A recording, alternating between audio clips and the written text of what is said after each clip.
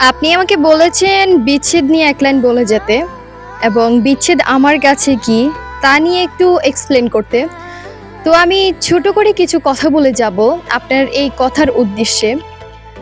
আমি মনে করি একজন একজনকে ভালোবাসলে কখনো ছেড়ে যেতে পারে না। আর যেই সম্পর্কগুলোর মধ্যে বিচ্ছেদ হয়, আমি মনে করি তারা আসলে রিয়েল লাভ করতে জানে না বা তাদের সম্পর্কটা রিয়েল ছিল না, অবভিয়াসলি ফেক ছিল। এ কারণেই দুজনের বিচ্ছেদ হয়ে গিয়েছে। তো ফার্স্ট পয়েন্ট, আমি মনে করি যে ভালোবাসাটা এমন যে ভালোবাসলে, রিয়েল ভালোবাসলে কখনো কোনোদিনও তাকে ছাড়া থাকতে পারে না। আর ফার্স্টত কথা হচ্ছে, একটা মানুষ একটা মানুষের সাথে যদি বিচ্ছেদ হয়ে যায়, অনেক অনেক ভালোবাসার পরও যদি বিচ্ছেদ হয়ে যায় এবং একজন একজনকে ছাড়া যদি 24টা ঘন্টা পার করতে পারে, আমি বলবো যেই সম্পর্কের মধ্যে এত এত ভালোবাসার পর বিচ্ছেদ হয়ে যায় এবং একজন একজনকে ছাড়া 24টা ঘন্টা পার করে ফেলতে পারে, আমি মনে করি যে সেই মানুষগুলো সারাটা জীবন থাকতে পারবে।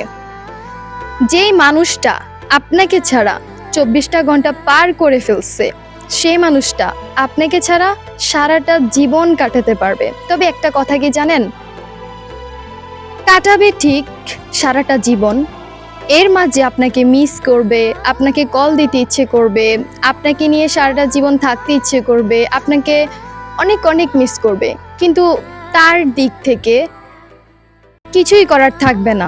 আপনার সাথে যোগাযোগও করতে পারবে না, আপনার সাথে কথাও বলতে পারবে না। সবই পরিস্থিতির শিকার। এবং বিচ্ছেদ হলে একজন একজনকে ভুলে থাকতে পারলে সারাটা জীবন থাকতে পারে।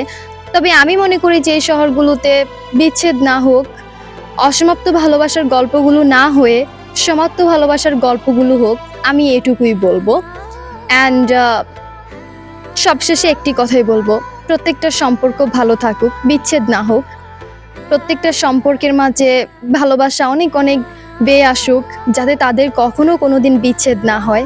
আর বিচ্ছেদের যন্ত্রণা একমাত্র সেই বুঝে যার বিচ্ছেদ হয়। সো থ্যাংক ইউ এরকম একটি কোয়েশ্চেন আমাকে করার জন্য, অ্যান্ড আমি অ্যান্সারটা করতে পেরেছি আপনার কথাটির কারণে। ধন্যবাদ।